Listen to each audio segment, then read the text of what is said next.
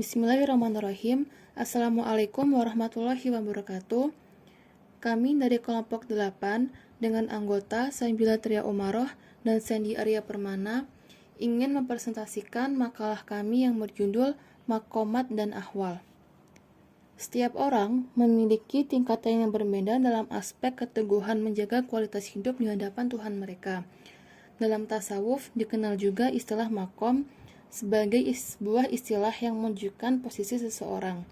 Istilah ini menjadi sesuatu yang juga berbeda istilah serta tingkatannya, sehingga menimbulkan jalan-jalan tersendiri. Jalan-jalan tersebut juga diikuti oleh orang-orang Islam lainnya, sehingga menjadi suatu kesatuan, karena tidak ada nas Al-Quran maupun hadis Nabi tentang tingkatan ini. Para ulama pun berbeda-beda pendapat dalam hal penetapan tingkatan serta sebutan-sebutannya. Oleh karena itu, makalah ini bermaksud membahas dua istilah tersebut yang terdapat dalam studi tasawuf, yaitu makom dan ahwal. Fokus pembahasan diarahkan pada makna dan hakikat istilah tersebut. Di sini saya akan menjelaskan sedikit tentang definisi ilmu tasawuf. Tasawuf membina manusia agar mempunyai mental utuh dan tangguh. Sebab di dalam ajarannya yang menjadi sasaran utamanya adalah manusia dengan segala tingkah lakunya.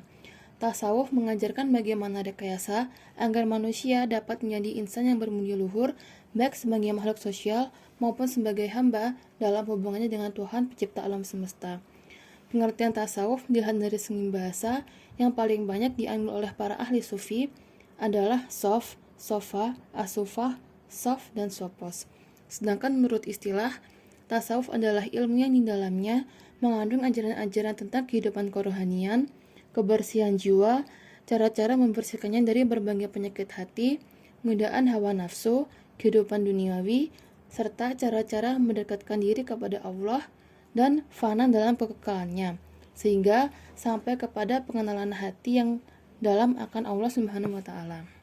Sekarang kita masuk ke pembahasan, yaitu makomat. Istilah makom dipahami secara berbeda-beda oleh para sufi sendiri. Meskipun demikian, semuanya sepakat memahami makomat bermakna kedudukan seorang pejalan spiritual di hadapan Allah yang diperoleh melalui kerja keras beribadah, bersungguh-sungguh melawan hawa nafsu, mujahadah, dan latihan-latihan kerohanian riyadah. Sedemikian sehingga mencapai keluhuran budi pekerti adab yang memampukannya untuk memiliki persyaratan-persyaratan dalam melakukan upaya untuk menjalankan berbagai kewajiban dengan sebaik-baiknya demi mencapai kesempurnaan. Kaum sufi telah merumuskan teori-teori tentang jalan menuju Allah, yakni menuju ke suatu tahap ma'rifullah, mengenal Allah dengan hati. Secara bertahap menempuh berbagai fase yang dikenal dengan makom yang berakhir dengan ma'rifah kepada Allah. Dalam terminologi sufistik, berarti tempat atau martabat seorang hamba di hadapan Allah pada saat dia berdiri menghadap kepadanya. Makomat adalah perjalanan spiritual yang diperjuangkan oleh para sufi untuk memperolehnya. Dari pengertian makomat tersebut dapat dilihat kesimpulan bahwa makom adalah tingkatan seorang hamba di hadapan Tuhannya dalam hal ibadah dan latihan-latihan jiwa yang dilakukannya. Makom diperoleh melalui usaha-usaha yang dilakukan seorang hamba. Inilah mungkin yang membedakan antara makomat dan al-ahwal yang diperoleh melalui anugerah dari Allah. Makomat dibagi ke dalam beberapa macam, meliputi 1. Makom taubat.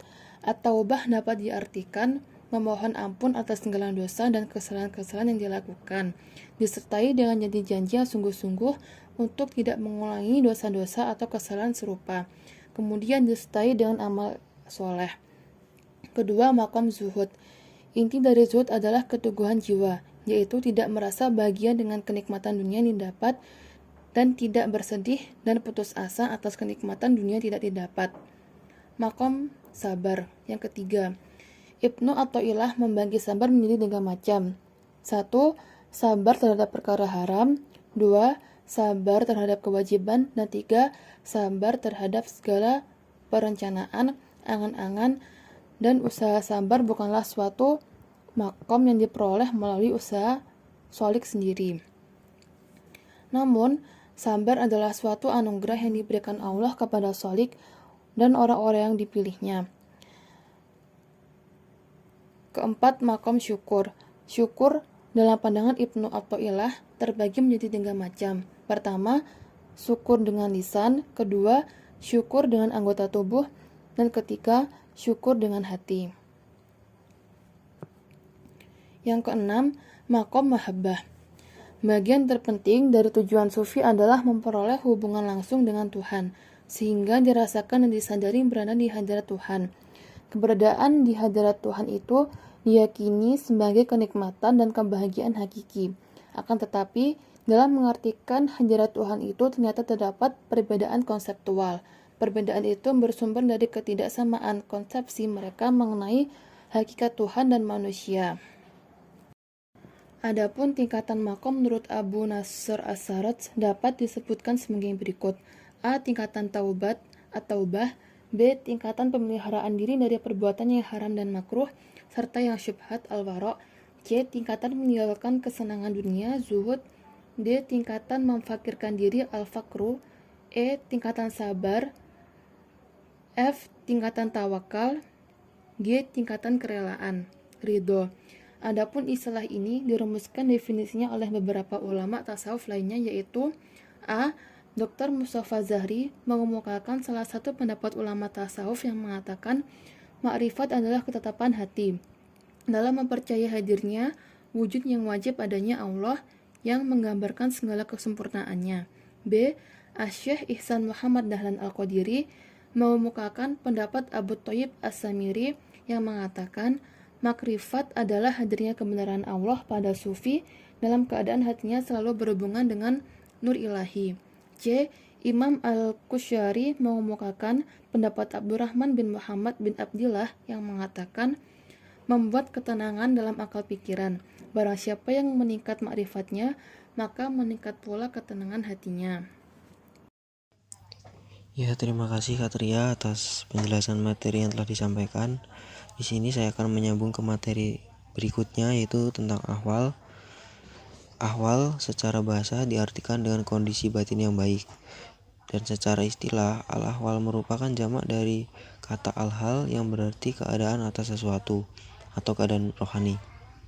Pada istilah makam atau arti jamak adalah makamat, sebagaimana juga di al-ahwal yang dipahami berbeda oleh para sufi. Namun, semuanya sepakat dalam memahami makamat yang berarti kedudukan seorang pada perjalanan spiritual atau sufi di hadapan Allah yang diperoleh melalui kerja keras dalam beribadah kepadanya, bersungguh-sungguh melawan hawa nafsu, serta latihan-latihan kerohanian, budi pekerti yang dapat membuatnya memiliki syarat-syarat dalam melakukan usaha-usaha untuk menjalankan berbagai kewajiban dengan baik dan mendekati sempurna. Sedangkan al-ahal atau arti jamak adalah susunan atau keadaan yang menyelimuti kalbu yang diciptakan sebagai hak prerogatif pada Allah dalam hati setiap hambanya. Tidak ada sufi yang mampu merubah keadaan tersebut apabila datang saatnya atau memperhatikannya apabila pergi. Sebagaimana halnya dengan makamat, dalam jumlah dan susunan ahwal ini juga terdapat perbedaan pendapat di kalangan sufi. Di antaranya sekian banyak nama, yang terpenting dan paling banyak penganutnya adalah al-Muqarrabah, al-Qauf, al-Raja, al-Sya'uq, al-Uns, al-Tumaninah, al-Musyahadah, dan al-Musyakin. Akan tetapi ada juga sebagian sufi menempatkan al-Marifat dan al-Muhabbah sebagai bagian dari awal ahwal. Secara singkat akan diperjelas sebagai berikut. Yang pertama ada muraqabah. Menurut sufi bermakna adanya kesadaran diri bahwa ia selalu berhadapan dengan Allah dan diawasi olehnya. Kesadaran demikian membutuhkan sikap selalu siap dan waspada bahwa ia sedang dimonitoring oleh Sang Khalik. Orang yang memperoleh sikap mental muraqabah ini sudah pasti akan berusaha menata dan membina kesucian diri dan amalnya. Selanjutnya yang kedua ada al-khauf, menurut bahasa berarti takut, dan dalam pengertian sufi, khauf memiliki arti suatu sikap mental merasa takut kepada Allah karena merasa kurang sempurnanya pengabdiannya, takut dan khawatir kalau Allah tidak senang padanya. Oleh karena itu, adanya perasaan seperti ini, maka ia selalu berusaha agar sikap dan perbuatannya tidak menyinggung dari yang dikehendaki Allah. Lalu yang ketiga ada al-raja, atau bisa disebut harapan. Dalam istilah sufi, merupakan sikap mental optimisme dalam memperoleh karunia dan nikmat ilahi yang disediakan bagi hamba-hambanya yang saleh. Oleh karena itu, Allah Maha Pengampun, Pengasih, dan Penyayang. Yang selanjutnya atau yang keempat ada al-syauq. Al-syauq atau rindu adalah kondisi kejiwaan yang menyertai muhabah, yaitu rasa rindu yang memancar dari kalbu karena gelora cinta yang murni, pengetahuan dan pengenalan yang mendalam terhadap Allah akan menimbulkan rasa senang dan gairah tersendiri. Lalu selanjutnya yang kelima ada al-uns. Uns adalah keadaan jiwa dan seluruh ekspresi terpusat penuh kepada suatu titik sentrum, yaitu Allah. Tidak ada yang dirasa, yang diingat, yang diharap kecuali Allah.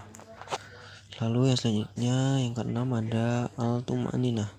Secara harfiah, kata ini berarti tenang, tentram. Tidak ada rasa was-was atau khawatir. Tidak ada yang dapat mengganggu perasaan dan pikiran karena ia telah mencapai tingkat kebersihan jiwa yang paling tinggi setelah melalui usaha dan perjuangan yang berat. Selanjutnya yang ketujuh ada musyahadah. Kata musyahadah bermakna menyaksikan dengan mata kepala, tetapi dalam istilah sufi diartikan menyaksikan secara jelas dan sadar apa yang dicarinya itu. Dalam hal ini, apa yang dicari seorang sufi adalah Allah. Jadi ia telah merasa berjumpa dengan Allah Subhanahu wa Ta'ala. Yang terakhir ada al-yakin, yaitu perpaduan antara pengetahuan yang luas dan mendalam dengan rasa cinta dan rindu yang bergelora bertaut lagi dengan perjumpaan secara langsung, tertanamlah dalam jiwanya dan tumbuh bersemi perasaan yang mantap. Dialah yang dicari itu. Perasaan mantapnya, pengetahuan yang diperoleh dari pertemuan secara langsung itulah yang disebut dengan al-yakin. Nah, kesimpulannya adalah tasawuf adalah sebuah ilmu yang membicarakan tentang bagaimana upaya seorang manusia sebagai hamba Allah berusaha mendekatkan diri kepadanya. Pendekatan diri manusia dalam konteks ini memberikan makna bahwa seorang dikatakan dekat dengan Tuhannya apabila telah melaksanakan kewajiban pokok ditambah ibadah-ibadah lainnya yang tidak wajib dilaksanakan. Ya, kurang lebihnya itu materi yang telah kami sampaikan. Jika ada kurang lebihnya kami mohon maaf. Wassalamualaikum warahmatullahi wabarakatuh.